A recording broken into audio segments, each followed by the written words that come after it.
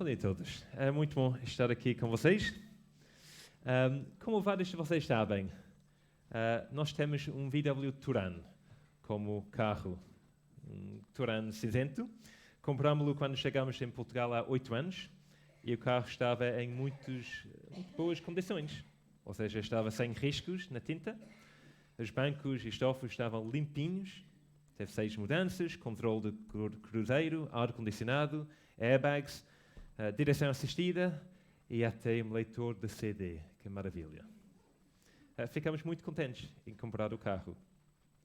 Mas as aparências podem ser enganosas.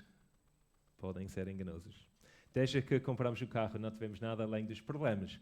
Como o carro, luzes de aviso, não é? Piscar naquele painel à frente, aquela, não, mais uma coisa. Barulho muito estranho a vir do motor. A caixa de embreagem presa, ou seja, até agora tivemos que substituir a bateria, ok, é normal, não é? Mas 2 vezes. As pastilhas de freio 2 vezes, tudo bem. A caixa de embreagem, 1 vez. O alternador, claro, os pneus, muitas vezes. O mecanismo para abrir a janela. E o motor, o próprio motor foi substituído. O sistema de som falhou. O espelho retrovisor caiu. O nosso ar-condicionado deixou de funcionar e neste momento apenas podemos ter ar frio e não quente, que não é útil no inverno. 4 vezes foi preciso chamar o reboque. 3 vezes na autoestrada. Ou seja, o carro de facto não é tão bom quanto parecia quando nós o compramos. E é muito frustrante. Um carro que parece fixe, não é? À primeira vista, mas que avaria o tempo todo, não é um carro fixe. Não é um bom carro. O que nós queremos, o que nós precisamos, é um carro que é confiável.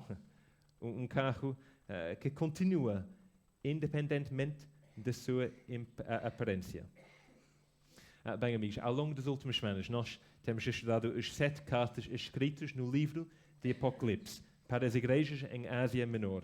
E hoje vamos continuar essa série ao considerar a 6ª carta em Apocalipse. Apocalipse 3, se vocês têm Bíblias em papel, fixe, não? Eu acho que as palavras vão aparecer no ecrã. Mas esta carta em Apocalipse 3, começando no versículo 7. E esta carta foi escrita para uma igreja que de facto não parecia nada de especial. Ou seja, não era uma igreja do tipo VW Touran, brilhante, fantástico, que parece incrível. Parecia mais como um Renault Clio. Não sei se alguém tem Renault Clio velho. Desculpa, Luke. Desculpa, enferrujado. Parece mais isso. Pois, olhando para a igreja parecia bastante pequena e insignificante. Não tinha muito dinheiro, não estava numa posição de influência, não tinha pessoas importantes como membros, políticos e celebridades. E muitas pessoas na comunidade olhavam para ela com desdém. Ou seja, ninguém ia olhar para esta igreja e pensar, que fixe, que igreja fixe, que igreja inovativa. Deve ser muito fixe pertencer àquela igreja, pois parece uma igreja que vai realmente transformar a cidade, se calhar transformar o mundo. Uau! Mas as aparências podem ser enganosas. Pois, como eu já disse, esta é a 6ª carta numa série de 7 cartas. E por isso eu imagino que vocês estão mais acostumados à estrutura das cartas. Ou seja, as cartas, em geral, seguem um padrão. Não é? Há uma descrição de Jesus, uma recomendação de Jesus, uma repreensão de Jesus, uma consequência de desobediência e uma promessa para aqueles que continuam. Mas então, o que falta nesta carta? O que nós não lemos nesta carta? Daquela estrutura normal, é uma coisa que, uma peça que não faz parte desta carta. E a pergunta é, que não é uma pergunta retórica, ok? Qual é aquela parte que falta? Normalmente, a descrição de Jesus, recomendação de Jesus, repreensão de Jesus, consequência de desobediência e uma promessa para aqueles que perseveram. Então, o que nós não temos aqui nesta carta? Desculpa, em voz alta para que possa ouvir. Repreensão, muito bem. Olha, se eu tivesse um prémio, tu ias recebê-la. Mas não tenho, desculpa. Mas aquela sensação de, yes, consegui. Exato, não é repreensão. Não há aqui, nesta carta, uma repreensão. Pois esta igreja, embora fosse pequena e insignificativa, fraca, não precisava de ser repreendida. Assim como acontece com a igreja em Esmirna, Jesus tem apenas palavras de encorajamento para ela. Porquê? Porque apesar de estar no meio de um mundo e uma cultura com valores muito diferentes, com prioridades diferentes, com cosmovisões diferentes, apesar de parecer uma igreja pouco impressionante, era uma igreja que guardou as palavras de Jesus, versículo 8, e permaneceu firme na verdade. E isso era tudo que importava. Ou seja, não importava se eles tinham dinheiro ou não. Não importava se eles eram bem vistos na comunidade ou não.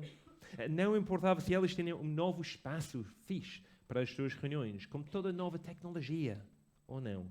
O que importava era a sua fidelidade para com Jesus. E é precisamente por causa da sua fidelidade que eles acabaram por ser elogiados por Jesus e não repreendidos por Jesus. Antes de avançar, vamos olhar para a introdução da carta, pois como acontece em todas as cartas, começa com uma descrição do autor, do Senhor Jesus. Então, versículo 7 diz o seguinte: escreve ao anjo da igreja em Filadélfia, assim diz aquele que é santo, verdadeiro, o que tem a chave de Davi, o que abre e ninguém pode fechar, e o que fecha e ninguém pode abrir.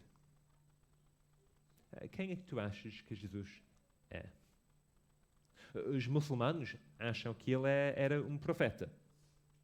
Os hindus acreditam que ele era um homem santo. Os budistas acreditam que ele era um homem iluminado. Muitos hoje em dia acreditam que ele era uma pessoa boa, um bom mestre, alguém que ensinou boa moralidade às pessoas, que deu um bom exemplo para nós a seguir. E outros acham que ele é completamente irrelevante do século XXI. Sinceramente irrelevante. E nós? O que é que nós pensamos? Porque aqui em Apocalipse 3, nós temos uma descrição de quem Jesus é. E em primeiro lugar, ele é descrito como santo, ou seja, perfeito, puro, aquele que sempre faz o que é certo, correto, o que é bem. Em segundo lugar, ele é descrito como verdadeiro, ou seja, autêntico, digno de confiança, absolutamente fiável. Dele não saem notícias falsas, mentiras, enganos, não. E depois, em terceiro lugar, diz que ele tem a chave de David. Se calhar isso parece um bocado esquisito. Ele tem uma chave, ok, e tal. O que isso quer dizer? A expressão vem de um livro escrito quase 800 anos antes, pelo profeta Isaías. Em Isaías, capítulo 22, versículo 20, lemos o seguinte, eu vou ler. Então, Isaías 22. Naquele dia, chamarei o meu servo Eliaquim, filho de Elquias, e o vestirei com a tua capa e porei o teu cinto nele. Darei a ele o teu governo, e ele será como pai para os moradores de Jerusalém e para a casa de Judá. Eu lhe porei sobre os ombros a chave da casa de Davi. Ele abrirá e ninguém fechará. Fechará e ninguém abrirá. Eu o fixarei num lugar firme, como se faz como um prego. Ele será um trono de honra para a casa de seu pai. Toda a glória da casa do seu pai será posta sobre ele. A prole e a descendência, todos os objetos menores, desde as bacias até os jarros. Será que conseguimos entender o que está a acontecer aqui? Ou seja, em Isaías 22, o poder e a autoridade de permitir as pessoas entrarem no reino de David, que é o reino de Deus, é tirado de alguém, chamado Sebna, e dado a uma pessoa chamada Eliaquim. Ou seja, agora Eliaquim vai receber a chave de David. Ele torna-se aquele que tem o poder de abrir as portas do reino ou fechar as portas do reino. E ninguém pode detê-lo. Então, está a ver, em citar Isaías aqui, Jesus está a dizer que ele é como Eliaquim. Ele é que tem a chave de David, com a chave do reino. Ou seja, ele é aquele que tem a autoridade suprema, especificamente a autoridade para admitir ou excluir pessoas do reino de Deus. Então, na introdução da sua carta aqui, Jesus recorda a igreja evangélica em Eiras, não, a igreja evangélica em Filadélfia, desculpem, que ele é perfeitamente santo, completamente confiável e tem autoridade suprema sobre o seu futuro eterno. E é por isso que eles têm que ouvir o que ele está a dizer. As suas palavras são importantes. Pois não apenas que o que ele diz é moralmente correto, não é apenas o que ele diz é 100% fiel e fiável, verdadeiro, mas o que ele diz vai afetar o facto de passarmos a eternidade com ele nos novos céus e nova terra, ou sem ele, longe dele, para a eternidade. Então é uma coisa séria. Então temos que prestar atenção. Mas não, qual é a mensagem deste Jesus Santo, verdadeiro, poderoso? Qual é a mensagem que ele tem para eles? Qual é a mensagem que ele tem para nós? A mensagem é muito simples. A mensagem principal que ele quer transmitir é simples. E é o seguinte: continuem. Continuem. Continuem como Jesus. Então vamos ver 3 razões para o fazerem. Primeira razão: continuem, ele diz, pois o povo de Deus será vindicado. Continuem, pois o povo de Deus será vindicado. Olhem comigo para versículos 8 e 9. Versículo 8. Jesus diz: conhece as tuas obras. Tenho posto diante de ti uma porta aberta que ninguém pode fechar. Tens pouca força, mas guardaste a minha palavra e não negaste meu nome. Farei aos da sinagoga de Satanás, aos que se dizem judeus e não são, mas mentem, sim. Farei que venham a adorar prostrados aos teus pés e saibam que eu te amo. Nós pensámos sobre isso na semana passada, mas não sei como é que tu reages com aquelas palavras: eu conheço tuas obras. Ou seja, se alguém está a dizer isso a mim, eu fico cheio de medo. Significa que eu fiz asneira e eles sabem. Bolas. Mas aqui, o que Jesus está a dizer deve ser um encorajamento para a igreja. Ou seja, sim, ele conhece os nossos erros, é verdade, é verdade. Mas o facto que ele conhece as obras desta igreja fiel é uma coisa fixe, porque significa que ele sabe que eles têm guardado a sua palavra e eles não negaram o nome de Jesus. Então, ele sabe quando eles se recusaram a aceitar um suborno, apesar de serem pressionados por aquelas pessoas ao seu redor. Ele sabe quando eles se recusaram a mentir, apesar da pressão do seu chefe no trabalho.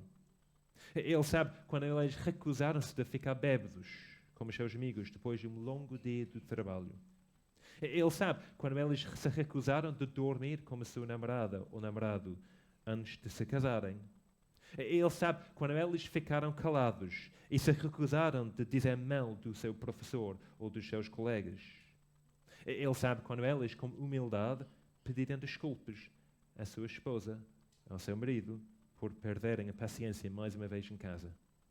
Ele sabe quando eles defenderam o Evangelho, mesmo quando isso os levou a serem ridicularizados, excluídos, perseguidos. Ele sabe quando eles escolheram de dar o seu dinheiro ao ministério da igreja, em vez de gastá-lo em novas coisas, tecnologia, mais recentes, que eles não precisam. Ele sabe quando eles deram o seu tempo para servi-lo na escola dominical, ou nas limpezas, ou com a música, ou para visitar os irmãos doentes, ou para alcançar as pessoas que não conhecem Jesus. Ele sabe tudo isso. Ele sabe as tuas obras, as nossas obras não estão em vão. Se calhar elas estão invisíveis para todas as pessoas à nossa volta. Se calhar elas são desprezadas pelo mundo. Mas Jesus sabe, Jesus vê, Jesus elogia. E eles precisavam de saber isso. Tal como nós precisamos de saber isso. Pois em Filadélfia, viver como cristão não era a coisa culturalmente aceitável a se fazer. Significava ser desprezado, ridicularizado, rejeitado. Talvez algumas pessoas tinham pena dos cristãos. Coitados dos cristãos. São tão simples, tão cegos, coitados. Talvez outros os tenham condenado por serem mesquinhos, intolerantes, pessoas preconceituosos, enganadores. Mas muitos, especialmente entre os judeus, que deveriam saber melhor, simplesmente os odiavam, afirmando que os cristãos não fizeram parte do povo de Deus e não podiam fazer parte delas. Mas, diz Jesus, elas estavam erradas. É a razão que Jesus descreve-os como aqueles que pertenciam à sinagoga de Satanás no versículo 9. Aquelas pessoas, judeus, que excluíram os cristãos. A linguagem aqui é muito forte. Ou seja, a sinagoga do Satanás. Isso é forte. Mas o que Jesus quer destacar, o que ele realmente está a dizer é que, embora os judeus da sinagoga dizem que são eles que são os verdadeiros judeus, que eles realmente fazem parte do povo de Deus, não é verdade, diz Jesus. É mentira. Eles estão errados, pois ao rejeitar o rei prometido de Deus, Jesus, ao perseguir o verdadeiro povo de Deus, os cristãos daquela igreja, eles estavam, de facto, a rejeitar Deus. E assim, os cristãos de Filadélfia, eles não precisavam de se preocupar, porque Jesus sabia. E no versículo 8, não, Jesus nos lembra que não os judeus que têm autoridade para abrir a porta para o seu reino. Então os cristãos não têm que se preocupar com as ameaças que estão a ser lançadas pelos judeus ali. Não importa o que alguém diga, é Jesus, santo, verdadeiro, que tem as chaves de Davi, que abre a porta para o seu reino. Uma porta que ninguém pode fechar. E a coisa é que, mesmo que parece que não ser o caso, um dia os cristãos serão completamente, totalmente vindicados pela sua fé. Ou seja, todas as pessoas vão ver o facto que os cristãos, de facto, tinham razão de seguir Jesus. Não é uma coisa cega para fazer. Não era uma coisa tola para fazer. Ou seja, é isso que significa esta palavra, vindicado. E isso que está acontecendo no versículo 9. Os judeus um dia virão prostrar aos seus pés e saberão que Jesus os amou. Ou seja, um dia todo mundo vai reconhecer o facto que Jesus é o Rei prometido de Deus, que Ele é o Santo verdadeiro, que Ele tem as chaves de Davi, que Ele consegue abrir o reino e fechar as portas do reino. E isso deve ter sido um grande encorajamento para os cristãos em Filadélfia, enquanto ela estava a enfrentar a perseguição e oposição.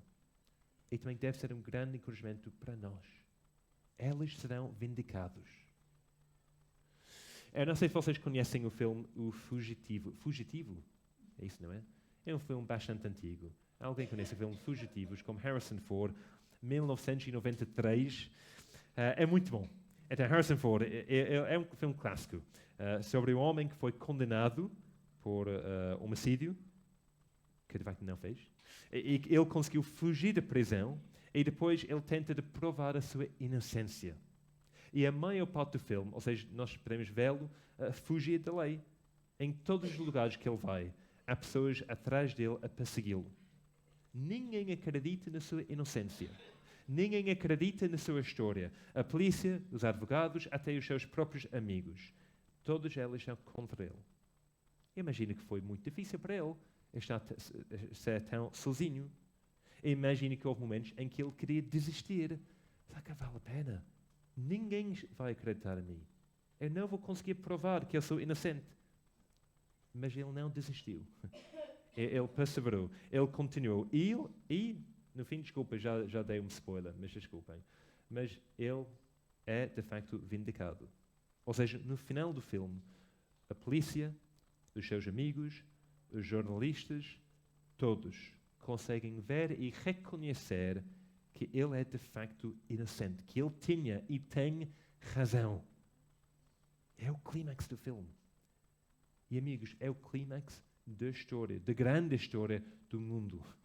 Um dia, os cristãos, mesmo os cristãos que sentem que eles têm pouca força, muito pouca força, que eles são muito insignificantes, todos vão ver que, de facto, eles serão vindicados pelo Senhor Jesus Cristo. Isso deve ser um encorajamento para nós, para continuar, para permanecer firme. Então, essa é a primeira coisa. Continuem, pois o povo de Deus será vindicado. A segunda coisa que vamos ver, Jesus diz aos cristãos para continuarem, pois o povo de Deus também será protegido. Não apenas vindicado, mas protegido. Então, versículo 10. Porque deste atenção à minha exortação, à perseverança. Eu também te guardarei da hora da provação que virá sobre o mundo inteiro, para pôr à prova os que habitam sobre a terra.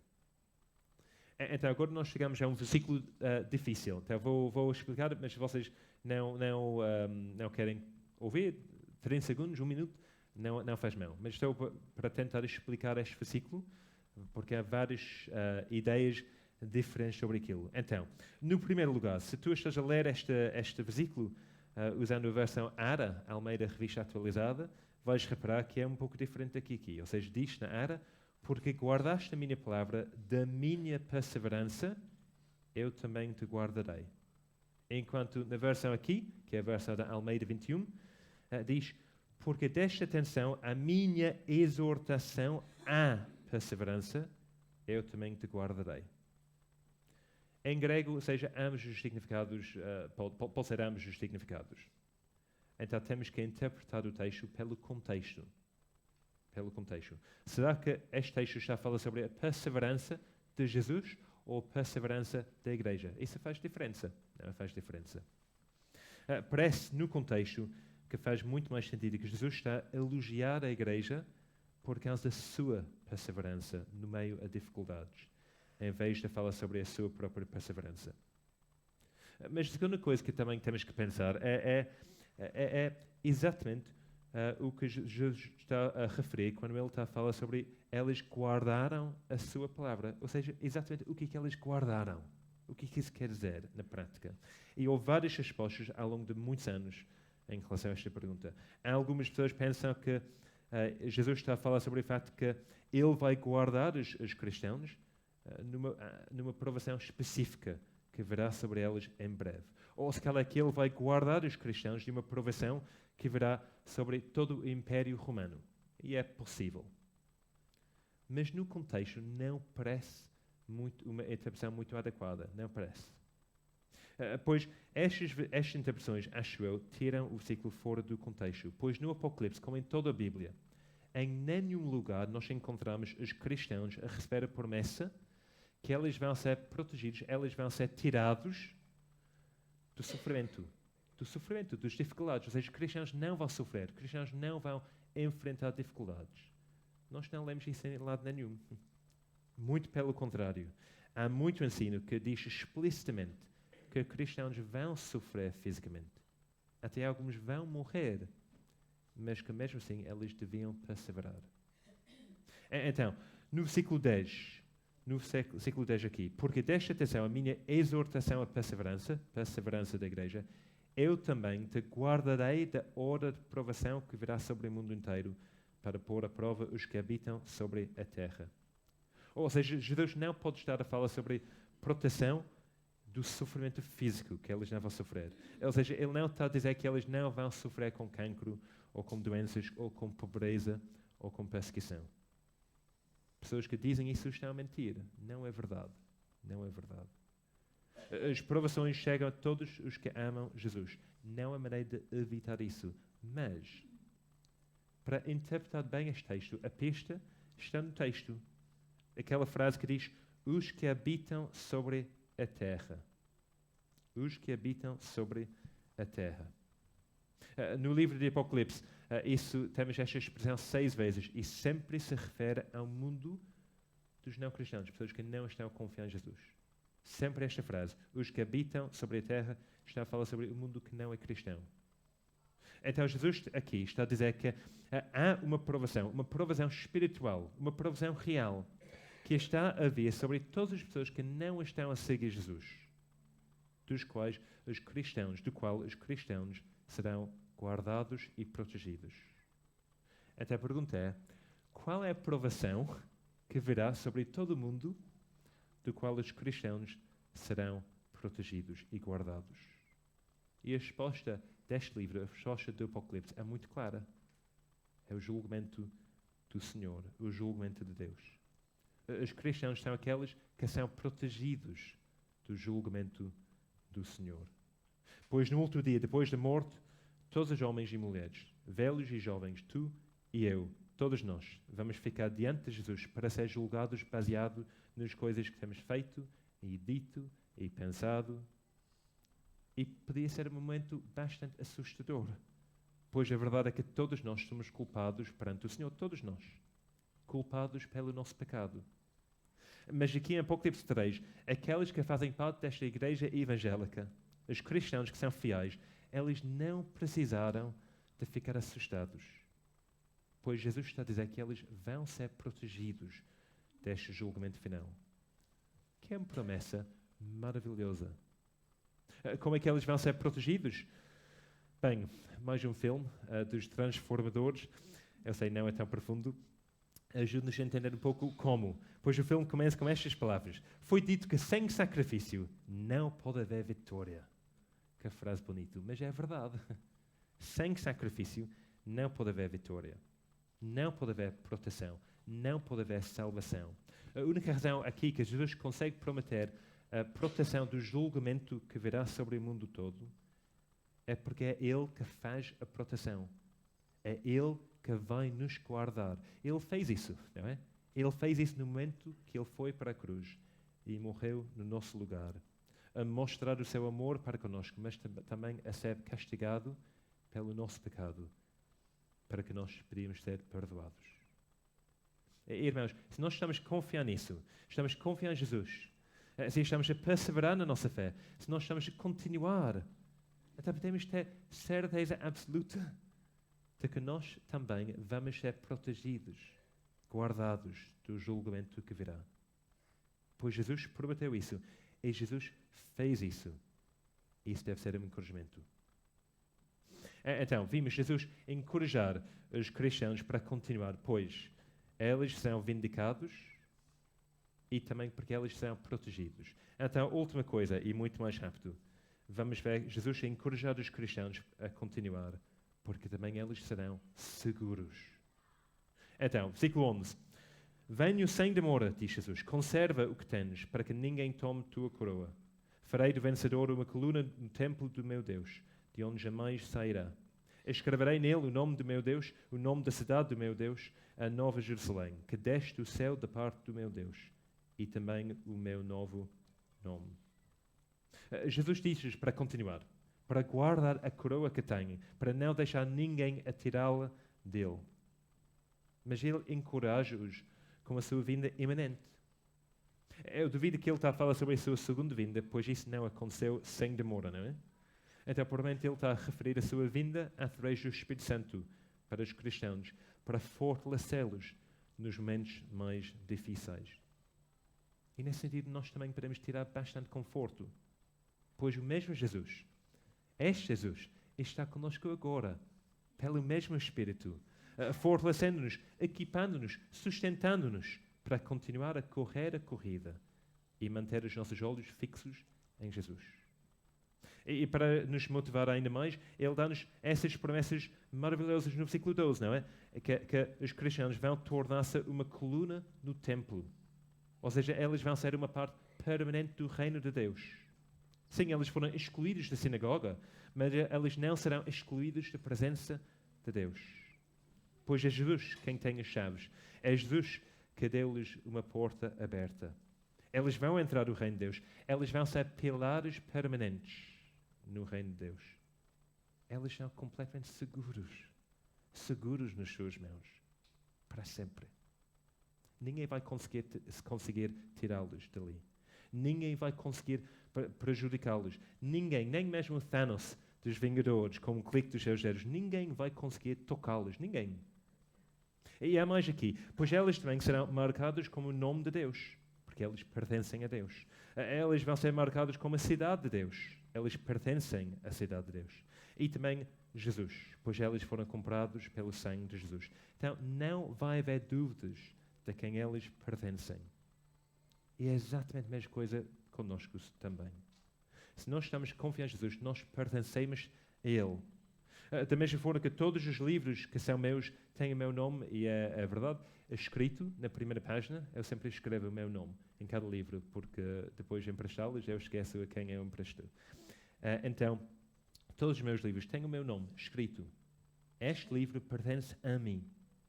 Se nós estamos a confiar em Jesus, nós temos o nome de Jesus, que diz, nós pertencemos a Ele. E nós vamos estar com Ele, que é uma esperança gloriosa. Eu comecei a falar no início desta pregação sobre carros, não é? E aquele VW Touran que eu tenho, ainda que nós temos, que no início parecia muito bom, mas de facto cheio de problemas. Mas o Renault Clio, que o Luke tem, ou teve, tinha, exato. Se calhar um carro que não parece tão fixe, não parece tão chique, não tem todas as coisas novas, se calhar, não sei sobre o teu Luke.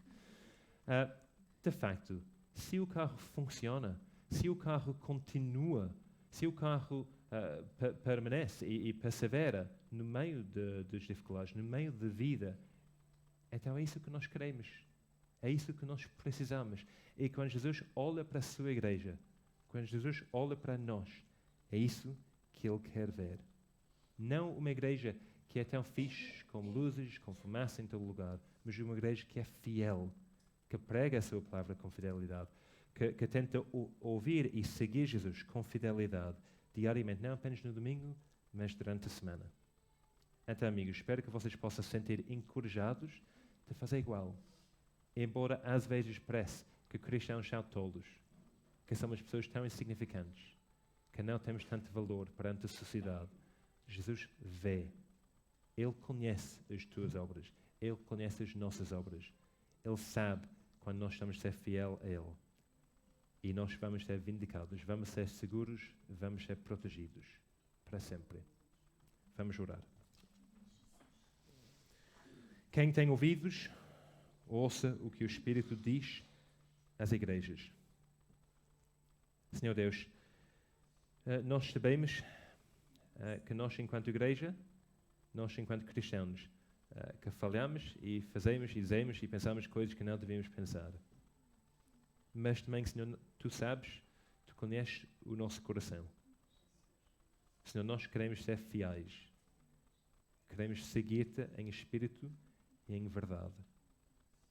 Senhor, obrigado que de facto Tu estás com o Teu povo, que Tu estás conosco.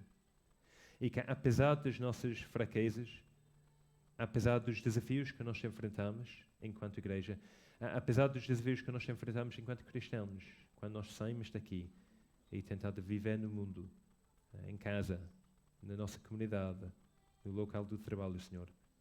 Obrigado que apesar das dificuldades, apesar do desprezo que podemos enfrentar, que Tu nos conheces.